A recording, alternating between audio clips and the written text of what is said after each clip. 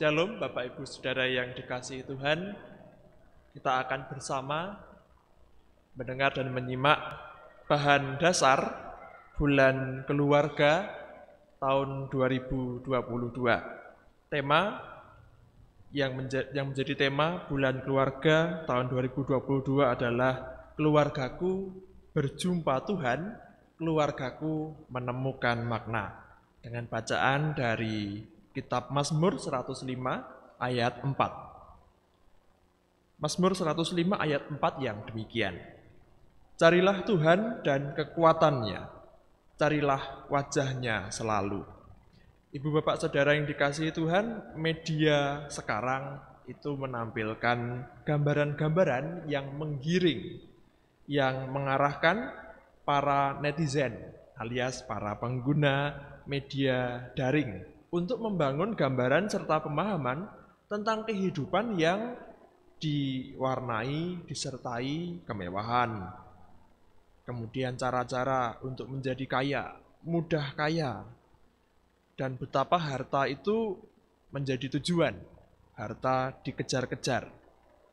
Sehingga hidup ini dirasa perlu ada sesuatu untuk ditunjukkan, atau lebih tepatnya dipamerkan di media sosial.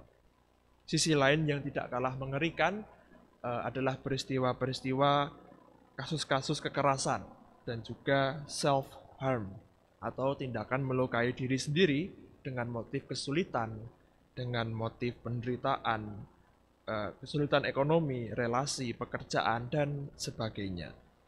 Dan berbagai keprihatinan serta peristiwa memilukan itu sayangnya menjadi bagian dari realita masa kini, sehingga semakin mendorong dan menghantam kesadaran kita dan masyarakat luas untuk kembali mencari makna hidup. Makna hidup sebenarnya tidak memiliki ukuran, Bapak Ibu Saudara yang dikasihi Tuhan. Orang umumnya menjadikan sesuatu sebagai ukuran akan tujuan. Menjadikan sesuatu sebagai target, cita-cita, impian, dan sebagainya itu dalam ukuran-ukuran yang dibayangkannya. Tetapi sebetulnya makna kehidupan itu tidak dapat diukur seperti yang banyak orang kira. Ukuran-ukuran itu bisa saja tidak tepat. Orang-orang menggunakan atau membangun standar kehidupan untuk membangun makna, itu sama sekali tidak membawa makna atau arti hidup. Dan apa yang menjadi standar, apa yang menjadi ukuran, apa yang menjadi tujuan, itu bisa saja hilang lenyap seketika. Misalnya kesuksesan. Sukses umumnya jadi ukuran. Kesuksesan itu bukanlah tujuan untuk kebahagiaan misalnya. Melainkan hendaknya kita menjadikan kesuksesan bukan sebagai tujuan tetapi sebagai efek samping dari pengabdian diri sendiri. Kesuksesan sebagai hasil samping dari pelayanan kita kepada orang lain. Kebahagiaan umumnya dikejar, diupayakan, kadang dengan susah payah, dengan usaha, dengan upaya, bahkan diwarnai perjuangan yang keras, ada kegagalan, kekecewaan, ada juga keberhasilan, ada juga kekayaan, pemenuhan kebutuhan, dan seterusnya. Itu dikejar sebagai upaya untuk memperoleh kebahagiaan, karena dirasa makna itu akan dijumpai dalam kebahagiaan. Tetapi apakah itu sungguh-sungguh mendatangkan kepuasan? Apakah itu sungguh-sungguh sesuatu yang benar-benar menyentuh dan mengisi batin dan hati kita sebagai manusia? Keluarga-keluarga masa kini umumnya merasa sudah memperoleh hal-hal yang diharapkan. Wah, ini suatu berkat yang luar biasa. Tetapi tidak semua yang diperoleh, yang diharapkan itu bisa mendatangkan makna. Tidak semuanya itu bisa menjadi kepuasan atau kebahagiaan seperti yang kita harapkan dan kita bayangkan. Mengapa kita berorientasi pada makna hidup? Makna adalah sesuatu yang dirasa penting, yang dirasa benar, berharga, dan memberikan nilai khusus bagi seseorang dan pantas dijadikan tujuan hidup. Apabila makna itu ditemukan, makna itu dijumpai, ditemui, dipenuhi, kehidupan mereka yang menemukan makna akan bisa semakin berkembang dan bahkan bisa merasakan kebahagiaan serta terhindar dari keputusasaan. Tetapi ini tidak mudah, Bapak Ibu Saudara yang dikasihi Tuhan, karena kita juga perlu melihat hal-hal apa saja yang menjadi sumber makna. Kalau kita kembali bahwa apa yang menjadi tujuan hidup itu sebagai sumber makna, kita bisa saja kehilangan hal-hal itu. Karena apa yang kita kejar belum tentu akan kita peroleh. Dan apa yang menjadi tujuan serta harapan kita belum tentu itu benar-benar mendatangkan kepuasan batin atau kebahagiaan bagi kita. Sehingga mari kita lihat apa saja yang menjadi sumber-sumber makna. Bahwa kita diingatkan kembali supaya kita bisa menemukan arti, menemukan hikmah di balik segala peristiwa di dalam kehidupan ini. Ada suka duka, ada gagal berhasil dalam kebersamaan ataupun kesendirian, dan segala peristiwa hidup yang lainnya. Dalam bahan dasar, setidaknya ada 3 sumber-sumber makna yang akan menolong kita untuk melihat apa saja yang menjadi sumber makna dalam hidup. Yang pertama, nilai-nilai kreatif atau creative value. Itu ditemukan dalam ketekunan menjalankan aktivitas sehari-hari. Oh iya, aktivitas yang rutin sehari-hari, yang ajek, yang reguler, yang biasa kita lalui dan kita jalani.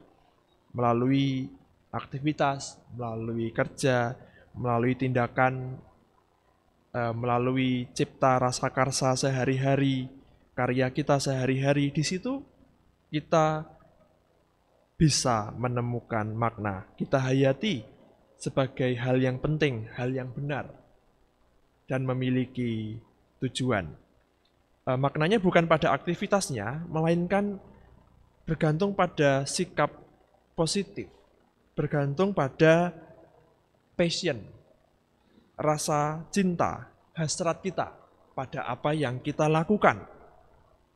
Perasaan kita fokus apa yang kita tuangkan, apa yang kita berikan, bagi apa yang kita lakukan, bagi apa yang kita kerjakan, bagi apa yang kita alami. Itulah makna yang pertama dari nilai-nilai kreatif. Kemudian sumber-sumber makna yang kedua dari bahan bulan keluarga adalah nilai-nilai penghayatan atau experiential value. Tadi yang nilai-nilai kreatif itu creative value. Yang kedua, nilai-nilai penghayatan, yaitu keyakinan atau penghayatan akan nilai-nilai kebajikan, kebenaran, keindahan, iman, serta cinta kasih.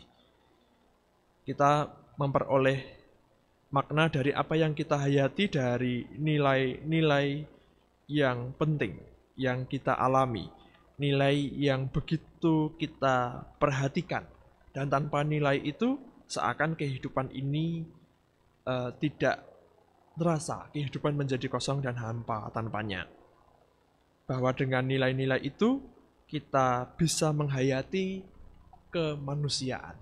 Dengan nilai-nilai itu, kita bisa menghayati kebersamaan, kita bisa bersyukur, dan lain sebagainya. Itu yang kedua, nilai-nilai penghayatan sebagai sumber makna. Kemudian yang ketiga, nilai-nilai sikap atau bersikap atau attitudinal value. Nilai bersikap merupakan penerimaan dengan penuh ketabahan, kesabaran, dan keberanian terhadap segala bentuk pengalaman kehidupan termasuk di dalamnya ada penderitaan, ada kesulitan dan lain sebagainya yang merupakan keniscayaan hidup. Jadi sudah tidak terhindarkan. Ibarat dua sisi koin, manusia bisa mengalami kesenangan, kebahagiaan, tapi juga bisa mengalami kesusahan, kedukaan, dan kesedihan. Dalam kehidupan ini hal-hal seperti itu tidak bisa diubah dan bukan menjadi kendali manusia. Tetapi di situ kita bisa menemukan makna dalam proses-proses kehidupan. Kita bisa membangun sikap-sikap hidup dengan sedemikian rupa sehingga kita memperoleh apa yang menjadi arti dari kehidupan ini, apa yang menjadi maksud Tuhan bagi kita, apa maknanya bagi kita. Dan itu bahkan menjadi pengalaman yang unik dan otentik, yang original pada diri setiap orang, pada setiap pribadi. Tidak menjadi pengalaman yang tidak sama dalam setiap orang, atau menjadi pengalaman bersama yang otentik. Dari satu keluarga dengan keluarga yang lain berbeda, dari satu komunitas dengan komunitas yang lain berbeda. Setiap situasi memiliki makna yang tersirat maupun yang tersurat di dalamnya. Kita membutuhkan hati yang siap untuk menghayati hal-hal itu dengan hidup berpengharapan. Pengharapan ini merupakan keyakinan akan terjadinya hal-hal baik. Pengharapan ini adalah keyakinan bahwa ada perubahan yang lebih baik di kemudian hari, di kemudian waktu. Dan pengharapan ini pengharapan yang kita bangun, pengharapan yang kita pilih, bukan pengharapan kosong, bukan pengharapan yang sia-sia. Meskipun kita belum melihat terang dalam pengharapan itu, tetapi terang itu sudah ada di dalam diri kita sebagai pengharapan, sebagai keyakinan bahwa akan terjadi perubahan baik, akan terjadi hal-hal baik. Dan di dalam keluarga kita bisa menemukan juga solusi, bisa menemukan juga sikap optimis, serta kemungkinan-kemungkinan lain dalam hidup. Bapak, Ibu, Saudara yang dikasihi Tuhan, dari bacaan singkat yang menjadi dasar, Mazmur 105 ayat 4, carilah Tuhan dan kekuatannya, carilah wajahnya selalu. Kita diajak untuk menghayati spiritualitas kebermaknaan. Yang menjadi pergumulan pemazmur itu, dia selalu menghayati segala peristiwa dalam kehidupannya dalam rangka campur tangan Allah. Sehingga pemazmur menaikkan puji-pujian, menaikkan syukur, menaikkan pengharapan, dan bahkan menaikkan keluhan, menaikkan apa yang menjadi peristiwa dalam kehidupannya, dalam setiap situasi, setiap masa, dia sampaikan, komunikasikan kepada Tuhan. Dan bahkan dalam peristiwa yang sulit sekalipun, pemazmur tetap mencari apa yang menjadi makna dalam kehidupan. Apa yang menjadi makna dalam kehidupannya sendiri dan juga makna bersama dalam kehidupan bersama. Dalam hal ini pemazmur sebagai sebuah bangsa, sebagai umat Allah, apa yang menimpa mereka, yang terjadi pada mereka, pemazmur ingin membuka diri, menggali itu dalam makna bersama dengan karya Allah yang terjadi di dalam kehidupannya. Kita melihat bahwa dalam kehidupan kita sebagai orang percaya, kita memegang teguh karya Allah di dalam kehidupan kita.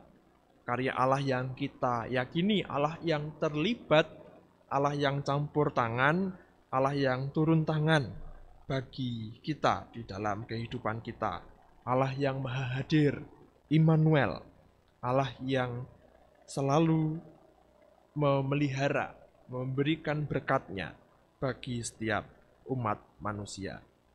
Dan di situ kita disadarkan kembali untuk melihat kehidupan ini dengan dasar iman.